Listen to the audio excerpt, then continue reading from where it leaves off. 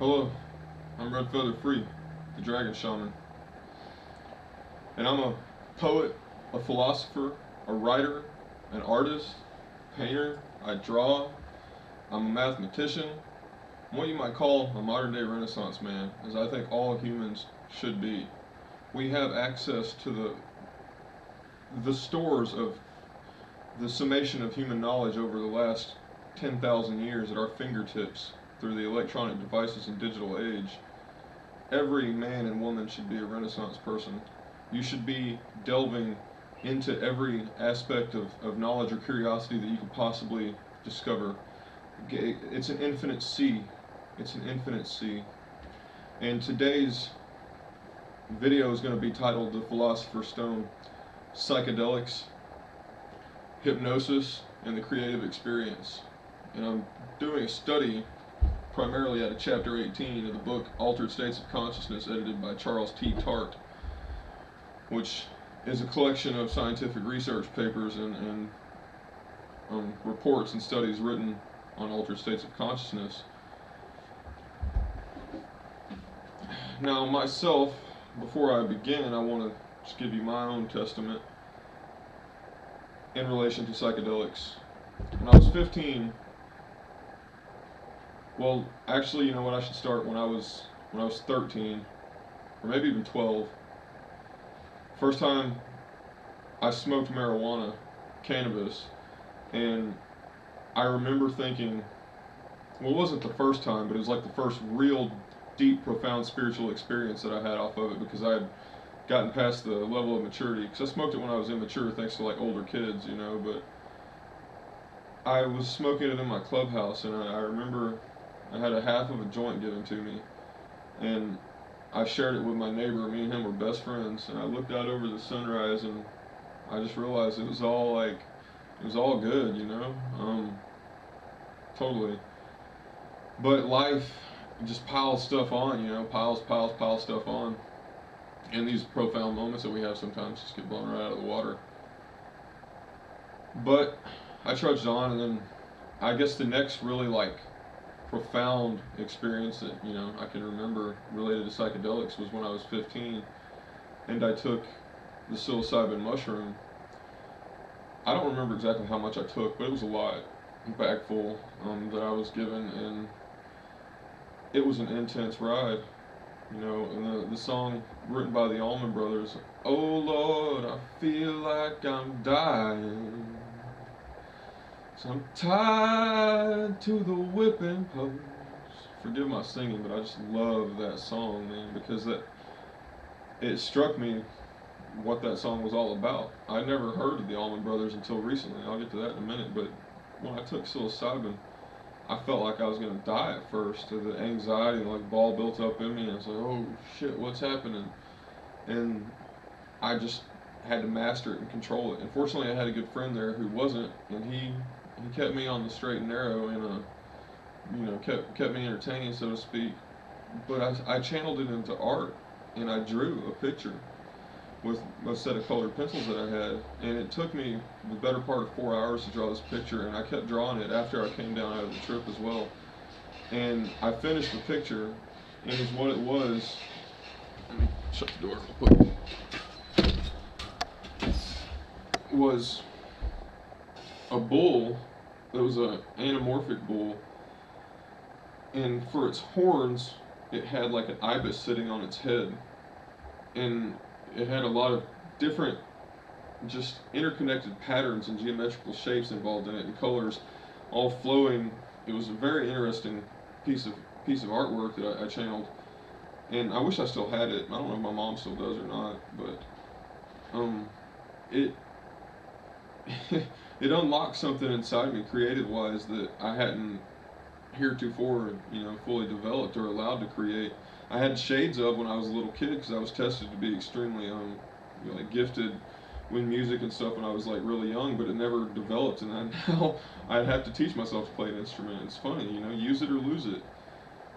But I've been teaching myself art and how to paint and other things like that, using that through my psychedelic experiences. This is my most recent piece I painted. I channeled this while listening to Tool, who is now playing in the background, Parable. This is probably my purest work of art that I've ever done.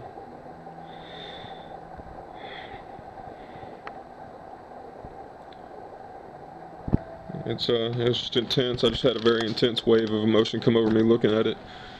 And this other art up here, this is my Magic Owl Ariel. I found her in the Goodwill for $1.99, and you know what? She's the most beautiful and magical owl there ever was. Look at those eyes. Look into her soul as she looks into you. Feel her power. I don't like to look away, but she was handmade and magical in Austin, Texas by Judy Paul. God bless you, Judy. Your magic is watching over me. Man, I get shaky just holding her.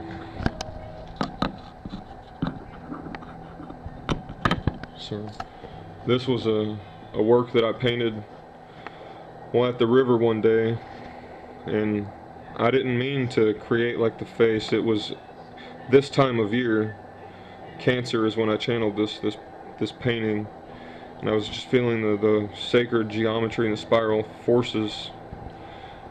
This is a piece of art that was given to me by my really good friend, and best friends in the world, and it's by Dan Thompson, 1985. I call this the Eye of Set. I was given this image while sun gazing one afternoon, and I had to paint it. I didn't really do it as much justice as I could have, I suppose. I was at the river when I channeled this one as well. I call it the Elements. You know, it's again like just a sacred geometry piece. Alchemy. Just trying to show some stuff, and then here I spent a good while working on my earth.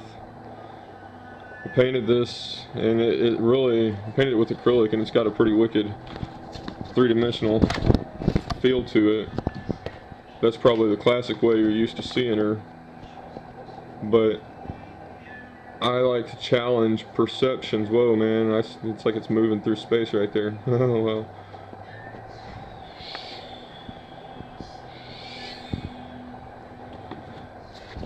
You know, because everything's relative, especially position.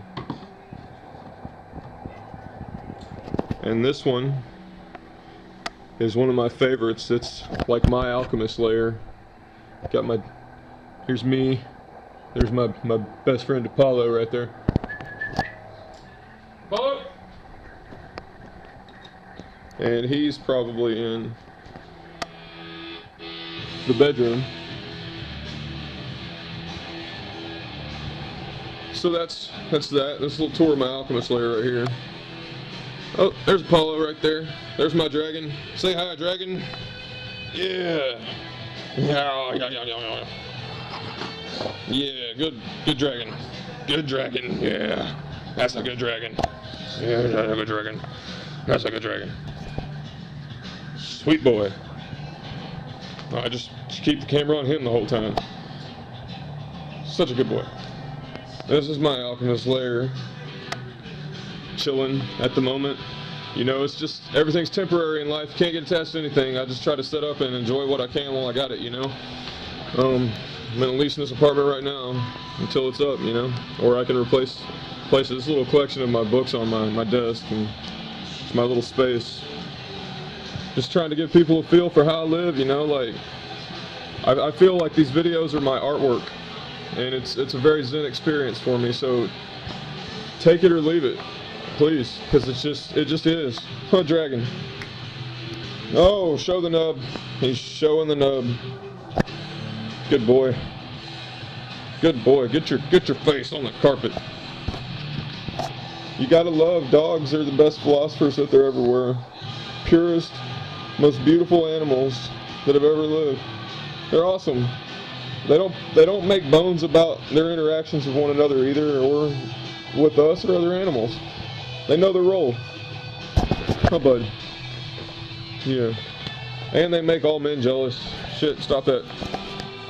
So, this video is going to be like I said, entitled The Philosopher's Stone, Psychedelics, Hypnosis, and the Creative Process. And we're going out of this book right here. I found this book free on the free books desk in between semesters at my college, and I've had a pretty good fortunate experience going through the college campus in between semesters and checking the free book desk. We're doing a study today out of the Psychedelic State, the Hypnotic, Trance, and the Creative Act by Stanley Kipner. Now, before we begin, see when this was published. So we've got a publishing date of 1969, copyrighted 1972. Altered States of Consciousness, which was originally published by John Wiley & Sons. All rights reserved. Printing in the United States of America. Just to let you know, this video is primarily, as I said, artwork. So take it as it is. We are going to do a detailed study of this work. Let's get into it, shall we? And in case you're wondering what I'm having as far as tea, it's kava kava from the Yogi Tea Company for stress relief, eases tension and promotes relaxation, 100% herbal natural supplement.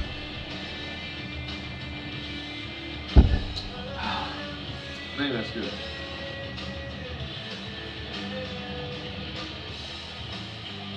We're told that psychedelic or mind-manifesting drugs have also been used for creative purposes. In 1966, Navy Captain John Busby reported using LSD to solve an elusive problem in pattern recognition while developing equipment for a Navy research project. He stated, quote, "With LSD, the normal limiting mechanisms of the brain are released and entirely new patterns of perception emerge." Quote, Rosenfeld, 1966. Further down, we read, "Altered states of consciousness, such as those induced by hypnosis and psychedelic chemicals, may assist in fostering the creative act, because creativity is basically preverbal and unconscious in origin." Preverbal and unconscious in origin. Torrance, 1962. "Has recognized the preverbal origins of creativity, defining it as the process of sensing gaps or missing elements, forming ideas or hypotheses about them, testing the hypothesis, and communicating the results." Freud, in 1938, tells us that curiosity is associated with unconscious drives, noting that, quote, "In the case of a creative mind, the intellect has withdrawn and watchers from the gate. Its watchers from the gate, and the ideas rush pell-mell." Venkate, 1952, tells us that the necessity of intellectual freedom for creation to occur, there must be, quote, "an ability to reorganize experience with relative independence of external restraints." Hypnosis appears to focus consciousness so intensely that sub-threshold stimuli are perceived. In fact, hypnosis is frequently defined in terms of a heightened responsiveness to suggestion. Psychedelic substances, example given, LSD, psilocybin, mescaline, marijuana, peyote, etc., seem to affect consciousness in such a way that the nervous system is flooded with external and internal stimuli. It may be that both hypnosis and psychedelics can assist breakthroughs into the preverbal realm, where creative inspiration has its origins. Many artists and scientists claim that their efforts at innovation exist as moods and feelings before they are expressed in words and other symbols. This is exactly how I've reorganized the tarot as it should properly be. I've organized the tarot discs corresponding to the root chakra, hearts, or the heart chakra corresponding to the cups, throats. The throat chakra is the sword, crown chakra is the wand. And that's backwards than the way it is in the Book of Thoth right now. So we need to fix that in the tarot deck. You need to rearrange so that you understand that's the way the creative process actually works. Is the emotions come from the primal urges up to emotions out as words that develop into reason, intellect. This is from the Zen Master. Not really, man, not at all. But it's amazing some of the things I've been called and some of the things that have been said just over videos and things and comments. Social media can get crazy. I don't even know what to think sometimes about some of the things people say. And you know, I myself have said things and regret things that I've said because I get mad. And you know, honestly, it's like the dude Durian writer just says, I'm just going to ignore them all and thank everybody, seriously, because it's not worth any energy expended on it.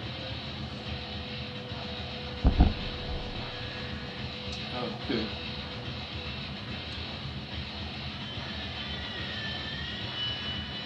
Richard Wagner is reported to have heard music spontaneously. Johannes Brahms, or Richard Wagner, is reported to have heard music spontaneously. Brahms was once disclosed that he heard fragments of his themes as inner harmony. Aaron Copland has stated that a musical theme comes to him like automatic writing. The German chemist August Kiekel produced a conceptualization of benzene ring, which was inspired by a dream of a snake holding its tail in its mouth. And that's the Ouroboros. So August Kiekel had a dream of an Ouroboros, and that inspired him to conceive of the benzene ring. Very interesting. So some individuals, especially religious mystics, attempt to foster this type of phenomenon. Benazir, in 1959, while discussing Zen Buddhism, has counseled that, quote, change, illumination, or growth must be rooted in the immediate, the concrete experience of the individual, rather than being based on conscious abstractions and intellectual formations. Zen Buddhism, with its emphasis on concentration, is often regarded as a modification of auto-hypnosis. In auto-hypnosis, as in Zen, meditation can lead to increased concentration, a focusing of attention, and an increased receptivity of creative ideas. This is what the purpose of alchemy is. And that's what it means in the Emerald Tablets of Thoth, to focus through slow fire to distill the subtle from the gross. You're meditating to get to the pure creative pre-verbal aspect of yourself, your deep true self, and then bring it out up. So you've got to go down and then back up, or rather you've got to call the Cthulhu serpent, root serpent, up, unite it with the crown, and then take it back down.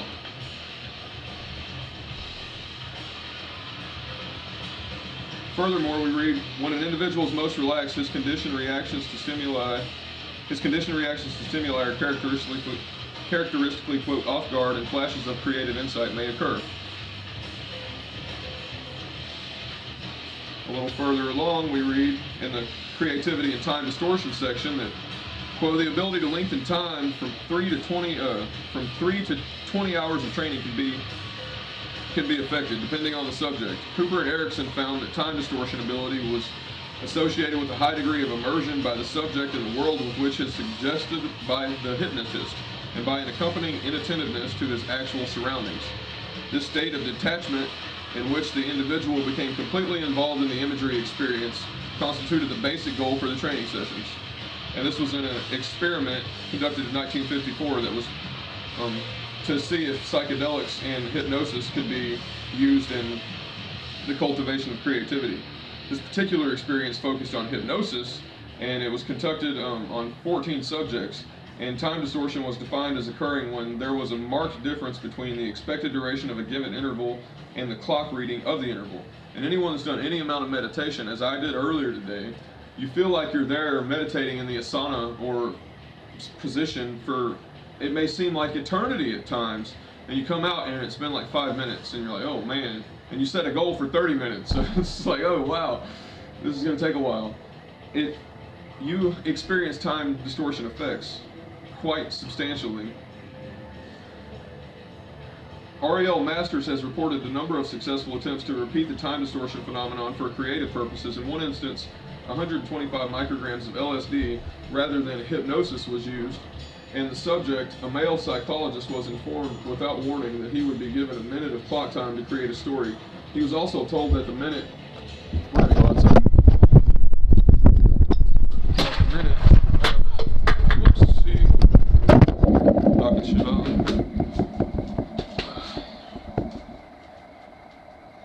He was also told that the minute would be... all the time he would need for the task as a subjective experience of time would be slowed down and lengthened almost at once. The subject laughed, and at the end of the minute, the subject pronounced a well-constructed short story complete with character delineation and descriptive material. I could read the story, but it is rather long and lengthy, and it leads with a woman who's got a somber face, and she's got a dog in the car, and a chauffeur comes to pick her up, and they're actually going to pick up her husband who was in the service and he had been killed, and they're going to pick him up from the dock. Well, they go and attend the service. On the way back from the service, there's a rabbit that crosses the road.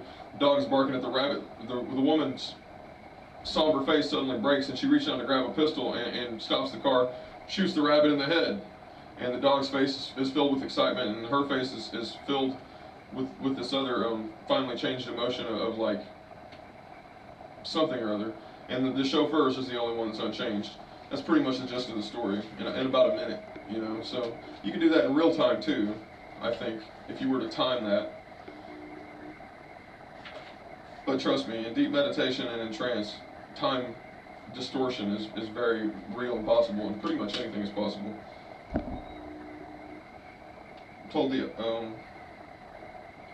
there was a study carried out by McLaughlin and Cohen in 1967, which made an intensive study of 72 volunteer graduate students, in which involved 15 subjects, following a preliminary study which involved 15 subjects in 1964. In the preliminary study, no significant changes in creativity were noted following a 200 microgram LSD session. A number of creativity tests were given before the session and 1 week after the session.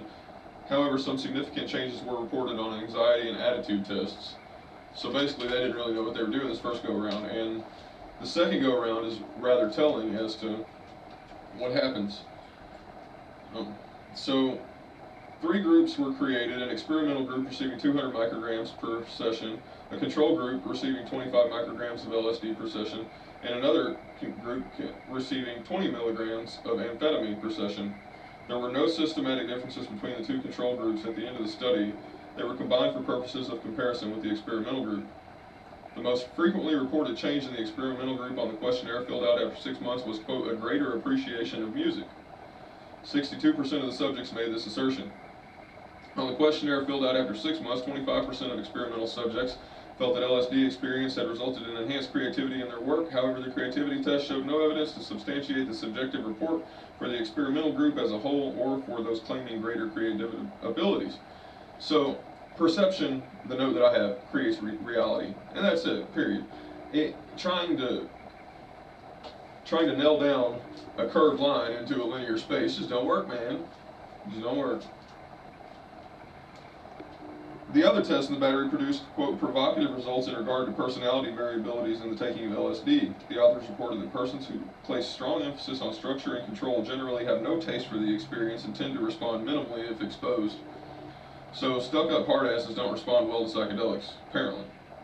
Those who respond intensely tend to prefer a more unstructured, spontaneous, inward-turning, though not socially introverted, life, and score somewhat higher on tests of aesthetic sensitivity and imaginativeness. They also tend to be less aggressive, competitive, and conforming. I said, the tripper nonconformist. See, all odd dazed and confused. Trip. Further down, when the creativity test data were investigated, it was discovered that the LSD group did significantly better than the control group on the retest for originality of word association. And I note here that word association equals connectivity increase equals IQ increase.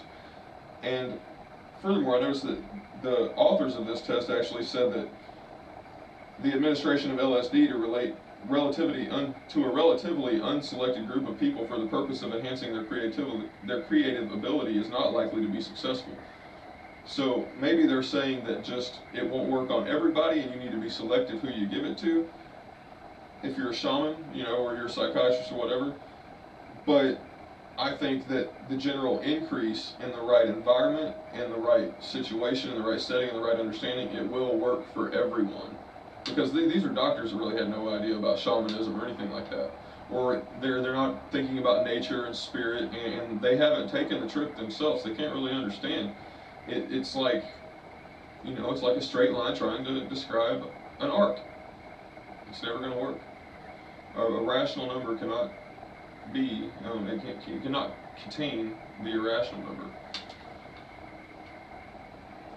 Further down we're told, LSD may increase the accessibility of remote or unique ideas and associations while making it difficult for a subject to narrow his attention upon a delimited perceptual field. As a result, greater openness to remote or unique ideas and associations would only be likely to enhance creative thought and those individuals who were meaningfully engaged in some specific interest or problem. So dedicate yourself to what you love in your heart, and it will flow infinitely for you. We hear the wonderful story about the 91 artists. During 1967, an attempt to discover the types of psychedelic drugs being used illegally by artists, as well as the subjective opinions of the users, Krippner in 1967 surveyed 91 artists who were reputed to have had one or more, quote, psychedelic experiences. Among the 91 were an award-winning filmmaker, a Guggenheim Fellow in poetry, and a recipient of Ford, Fulbright, and Rockefeller study grants in painting. A remarkably large number of the artists surveyed, 93%, agreed with the broad definition of the psychedelic artist, and 81% felt that the term could be applied to them personally. It was concluded that the, quote, psychedelic artist is one whose work shows the effects of psychedelic experience, usually but not necessarily chemically induced. The work may have been produced as a result of psychedelic experience, during a psychedelic experience, or in an attempt to induce a psychedelic experience. In addition, the work may remind someone of a previous psychedelic experience, or it may be used to facilitate psychedelic experience brought about by something other than the work of art. Of the chemical substances mentioned, LSD was mentioned by more artists than any other, followed by marijuana, DMT, peyote, mescaline, morning glory seeds, psilocybin, hashish, DET, and yage. A few artists had tried kava kava, ibogaine, bufotenin, ditrin, the Amanita muscaria, which is the bread of life, the Jesus mushroom, the one that I prefer to shamanize with. It's 100% legal, which all these should be. By the way, the main message of this piece is this is creative freedom that is being restricted. That's the violation of the First Amendment of the United States Constitution, the Bill of Rights. The freedom of expression is fundamental to freedom of spirituality, which is freedom of religion. And if these substances, these natural substances at least, once draw out of the ground, for certain, fungi, are, and we're back. It's a fundamental violation of our human rights as human beings to get in touch with ourselves spiritually through the things that creation has given us ubiquitously in our own environments. These plants and herbs have been used by shamans from time eternal, literally from the Garden of Eden until now, and for some legislators to be manipulated and motivated by special interests to wage a war of culture against the more ancient and native traditions of humanity in favor of the pharmaceutical drug companies and the alcohol lobbies and the tobacco lobbies and these types of things. And instead, they would rather suppress the natural substances that are proven to increase creativity. As I've already said, the Ford, Fulbright, Rockefeller scholars, Guggenheim Fellow in poetry, award-winning filmmakers. This is just out of 91 people that were surveyed. The Yogi Teabag bookmarking this page says, "Joy is the essence of success." And I found no truer joy in my life than when I was brought back from the dead during the Amanita experience that I had the first time. My body was raised up, and that's when I heard, tell them they all need to die before they die, lest they get here and not know themselves. Because that's the ultimate regret, is not knowing yourself.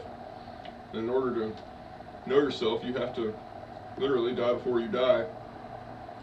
You can do this in one of two ways, the Vajram or the big wheel. So you can meditate each and every day, hypnotize yourself into a trance mode and an artistic mode, and think about that dark side, that place you don't want to go, that nightmare, your worst vision. Think about it, contemplate it. You never know when it could come. Just prepare yourself. And it's not the nightmare that you think it is. Once you get past a simple confrontation of the thing that you're afraid of, you'll recognize it's just a mirror reflecting darkly. That is you. And then when you embrace yourself, that's true joy, that's true perfect happiness and love, is acceptance and overcoming. Because the darkness is where the light comes out of, and it's where the light will return to. Which leads me to my intuition that I had earlier when I was using the bathroom, which, you know, honestly, as you've already heard, intuition and creative thought tends to come not when you're actively working on a problem, but when you're doing something else, like walking and talking, or, you know, sitting and meditating. A lot of people joke about doing their greatest thinking on the loo, and I think it's true. I had this revelation about the nature of black holes, time travel, and communication. Our eyes are the event horizons of black holes that go into our brains, which are the singularity at the pineal gland that then creates the infinitely small point that has or the zero point space that has an infinite amount of energy in it, that literally is generating the entire cosmos outside of us, or we are being generated by it in the fourth dimension, like a Klein bottle. Like, that's really the best way I can topologically describe it. A Klein bottle is an object in geometry and topology that is designed to show what fourth dimensional reality looks like. And it's a bottle inside itself. It's like going inside itself, or an Ouroboros is another way to describe it.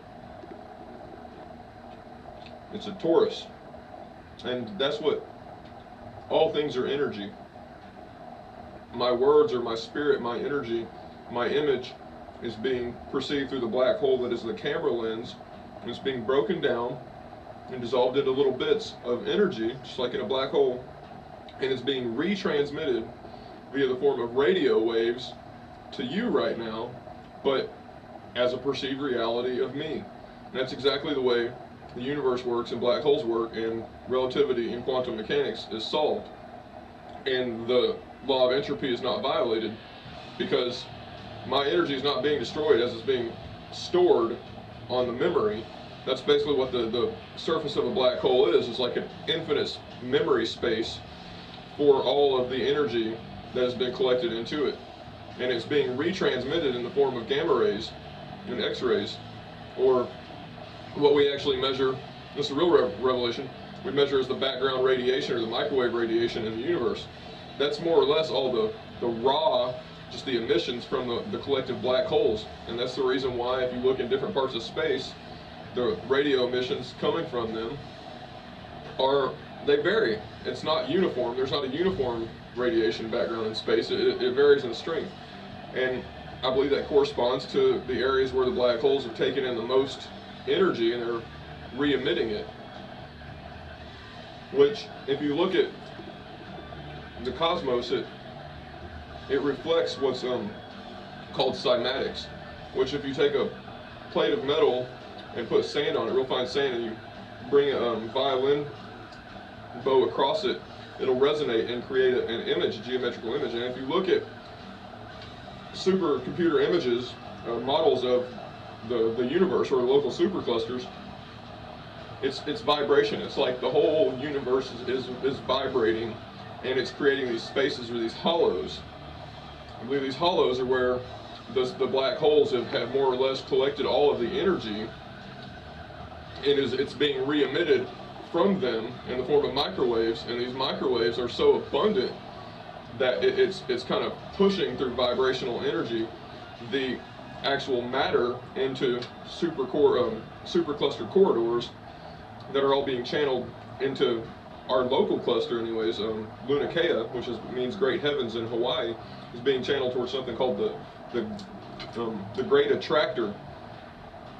And Luna-Kea was just named this year as the new supercluster that we're actually part of. It's a gigantic body in space, and honestly it looks like a dancing angel. If you were to Google an image of it, she is absolutely beautiful. Now, take a moment too to talk about diet. I eat a Pythagorean diet. I don't eat beans.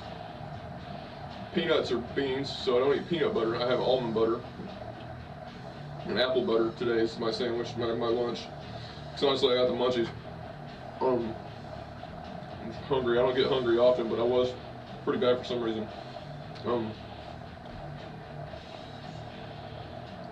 So as I'm coming to you, it's going to be in a different place and a different time. I've literally gone through a wormhole, been disintegrated, and then have been reintegrated and retransmitted, re-radiated, Ra, the root of radiation, to you. And I've come inside your black hole event horizon, been dissolved and processed again at your singularity, and then stored on the surface of your black hole that is your mind and your memory. We are the microcosm, as above, so below. Follow your intuition if you want to know. The artists surveyed were asked if their experiences, chemically as well as non-chemically induced, were generally pleasant. An unqualified yes response was given by 90% of the group, while 5% gave a qualified yes. We don't care about the rest.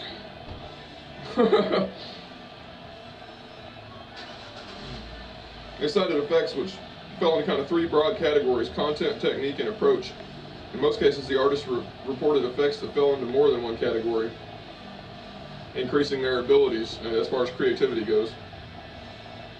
70% of the group stated that the psychedelic experience had affected the content of their work, the most frequently cited example being their use of eidetic imagery as subject matter, which would be like archetypal images. 54% of the artists surveyed said there had been noticeable improvements in their artistic technique resulting from their psychedelic sessions. A greater ability to use color was the example mentioned most frequently. 52% of the artists attributed a change in their creative approach to the psychedelics. Frequently made was the claim that psychedelic experience had eliminated superficiality from the artists' work and had given them greater depth as people and as creators. Some referred to their first experience as a, quote, peak experience, as a turning point in their lives. Yeah, you say that. Quote, my dormant interest in music became an active one, said a musician, after a few sessions with peyote and DMT. Another said that the psilocybin experience, quote, caused me to enjoy the art of drawing for the first time in my life. And then we get down here to this story about, in 1965, a man named Abrams, who took LSD during his session, began to draw. He says, quote, as I worked, I recalled I experienced a process of self-realization concerning the drawing. When the drug wore off, I kept on drawing. I did at least one ink drawing every few weeks. Abrams attended art classes to learn about technique and material. His wife went to different classes, took notes, and passed on the information to her husband. The skills developed quickly and he began to paint. Abrams entered psychoanalysis to a well-known psychoanalyst who specialized in the creative process. The artist mused, quote, analysis helps me to mobilize the psychedelic experience and externalize it through the process of hypnosis, extraction of the subconscious, bringing it out. We can do this ourselves through yoga and meditation. He says, I think any individual can go just so far on his own. At some point, he needs a spiritual teacher or guru. A good psychoanalyst can be a guru. This can be true for some people. He says, quote, for me, the psychedelic experience basically has been one of turning on the life process to the dance of life with all of its motion and change. Before 1962, my behavior was based on logical, rational, and linear experience. Due to psychedelics, I became influenced by experiences that were illogical, irrational, and non-linear. But this too is part of life. This aspect is needed in life to become interrelated, if life is to become interrelated and harmonious. True words, man, true words. He continues, he says, I have found that I can flow through my pen and brush. Everything I do becomes a part of myself, an exchange of energy. The canvas becomes a part of my brain. With the psychedelics, you learn to think outside of your head. My art attempts to express or reproduce my inner state. Abrams concluded psychedelic experience emphasizes the unity of things, the infinite dance. You are the wave, but you are also the ocean. God bless him, boy, can he put it together for you. Krittner noted that he rarely had found artists among the casualties of illegal drug use, suggesting, quote, that an artist must stand somewhat apart from his culture in order to create. To invent something new, he concluded one cannot be completely conditioned or imprinted. Perhaps it is this type of individual, the person who will not be alarmed at what he perceives or conceptualizes during a psychedelic session, who can most benefit from these altered states of consciousness. I note the loner, the hermit. He concludes that, quote, a great deal of evidence exists at the anecdotal and clinical level which suggests that the psychedelic state in hypnotic trance can facilitate the creative act. Much less evidence exists at the experimental level, because it's simple. Science is an establishment that's funded and controlled by the government at its core, and if you think that the government wants a lot of wolves instead of sheep, you're mistaken. So if you're a wolf, you might want to start wearing sheep's clothing. It's best to hide like that. Or, you know, if you're a sheep in a pen with a bunch of wolves, you might want to put on some wolf's clothing. Basically, it's smart to use your brain and camouflage yourself amongst your enemies. Some people like myself really don't care, you know. I've confronted death so many times it's not even funny. I've been shot, stabbed, eye gouged, fish hooked, bit, and blown up. Oh, and in a motorcycle accident and in car accidents, and I'm still ticking. So, you know, I've died enough times that, oh well, you know.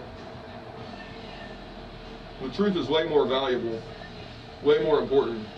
People say actions speak louder than words. Socrates and Jesus tried to show us this, you know. There's nothing to fear in death.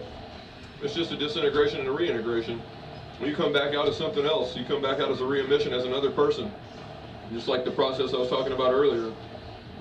It's just the same. You know, we learn by analogy in science, do we not? Is this analogy that I've provided not accurate enough for you to understand how the toroidal Ouroboros nature of the universe actually is? That it was never created and it will never be destroyed? Finally, Kirchner tells us, the transcendence of culturally imposed imprints and of societal conditioning always has been a goal for creative persons. Hypnosis and the psychedelics, when used properly, enable artists to stand apart from their culture, at least for a brief period of time. In so doing, they sometimes make an artistic statement that encompasses all cultures, a statement which in time may become a classic painting or poem.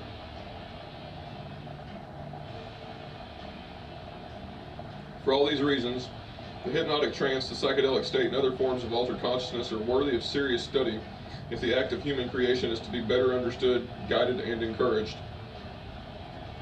I concur, Dr. Kirchner. I concur. And the bookmark to end this says, speak the truth.